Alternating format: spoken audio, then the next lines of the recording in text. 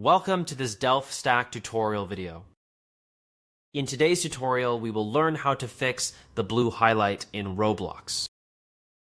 This issue usually happens when the UI navigation or selection mode gets accidentally enabled. First, open Roblox and join any game where you are experiencing the blue highlight issue. As you move around, you may notice a blue outline or box selection appearing instead of normal movement. To fix this, press the Escape key on your keyboard. This will open the in-game menu, just like so. Then go to the Help tab. Next, go to Miscellaneous.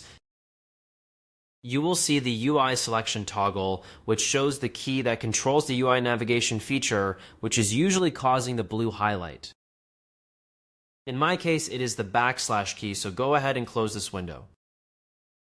Now, when I press the backslash key on the keyboard, you will notice the blue highlight is gone, and you will be able to move normally.